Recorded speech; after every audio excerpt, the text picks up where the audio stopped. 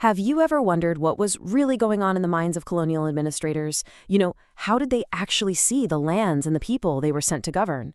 Well, today we're going to get as close as we can. We are diving headfirst into an incredible source, the East Africa Protectorate, written in 1905 by the man who used to run the place, Sir Charles Elliot.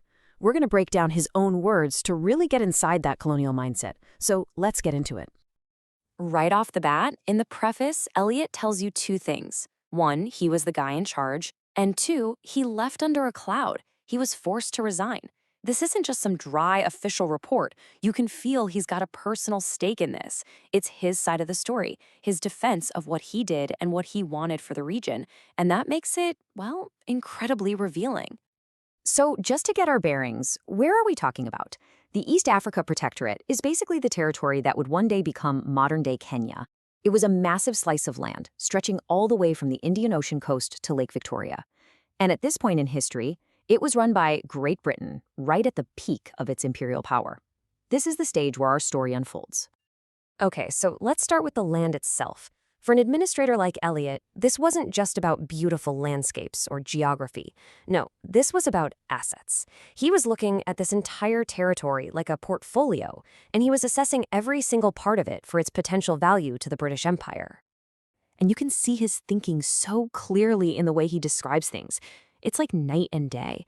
He calls the coastal areas monotonous, unhealthy scrub. Just totally dismissive. But then he gets to the interior highlands, and suddenly his whole tone changes. All of a sudden, it's cool and healthy districts and fine grassy highlands. You can probably guess who he thought those highlands were perfect for, right? And this is the key takeaway, right? This wasn't some neutral observation from a geographer. This was a purely economic and strategic calculation. Every single river, every forest, every plain was being measured by one single question. What can this do for the empire? Can we build a European colony here? And that perspective, that one question, is going to shape every single decision that comes next. Okay, so now we get to the really tough part of the book. After he sized up the land, Elliot turns his gaze to the people who actually live there. And what he does next is basically create this systematic classification of the African population. It gives us a raw, unfiltered look into the racial thinking that was at the heart of the whole colonial project. I'm just going to read this quote directly from the book, and wow, it's pretty jarring to hear today. He's writing about Africans in general here, and he makes this incredible claim. It's a really difficult thing to read, but you have to, because it's absolutely essential for understanding the kind of deep-seated racial theories that were used to justify colonial policies. In his mind, Africans weren't just different, they were fundamentally stuck. And this table just lays it all out, doesn't it? He wasn't interested in culture for its own sake. He was assessing each tribe based on how useful they were to his administration. The Maasai, good soldiers, he says. The Kikuyu, they're seen as important allies who can provide manpower. The Wakamba, he just notes their social customs, almost like an anthropologist studying insects. And you have to remember, this wasn't just some academic exercise. This system had huge, real-world consequences. It decided who got pushed off their land, who got recruited into the police, and who was seen as little more than a source of labor. All right, so he's sized up the land, he's categorized the people. So how did Britain actually make this happen? How did they establish control? Let's look at the actual tools of the empire that turned a vague sphere of influence into a full-blown colony. You can see how it happens step by step. It didn't start with an invasion, it started with a business, the Imperial British East Africa Company. Then came the politics, treaties with other European powers, especially Germany, to literally carve up the continent and draw lines on a map. And then finally, in 1895, the British government steps in and takes direct control, and that's when the Protectorate is officially born. But here's the thing.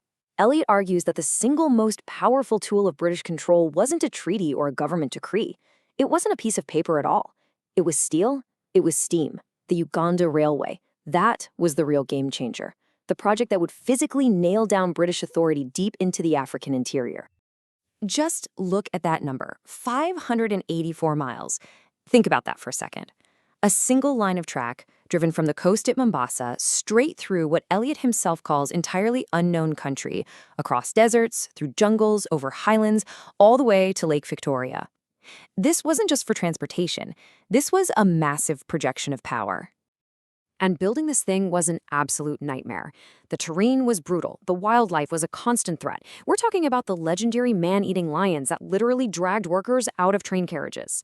And here's a critical point. The labor wasn't local. The British brought in thousands of indentured laborers, often referred to by the historical term coolies, all the way from India to build it. The sheer will and cost to get this done was just immense. So that brings us to the final piece of the puzzle. Why? Why do all of this? Why build this crazy railway? Why classify all these people? Why administer this huge territory? What was the end game? Well, lucky for us, Elliot is very, very clear about his vision for the future. So let's just ask it directly. What was the whole point of all this money, all this effort, all this struggle? For Sir Charles Elliot, the answer was simple. It was crystal clear. The goal was to build a permanent, thriving, white-led colony for the British Empire. And here's his plan, laid out plain as day. Step 1, take those cool and healthy highlands and turn them into a European settler colony, growing cash crops like coffee. Step 2, fundamentally change the African way of life. Break up nomadic tribes like the Maasai, mix different groups together, and create a settled, manageable labor force. Indian immigrants could fill the middle rung as traders. And Africans, well, in his view, their ultimate purpose was to be a source of labor, for whom education offered little result. You can see how it all fits together. It's a complete, top-down design for a new society. And we're going to end on Elliot's own words. He knew that what he was doing was creating enormous difficulties. But notice how he frames it. For him, it was the problem of managing contact between what he called advanced and backward races.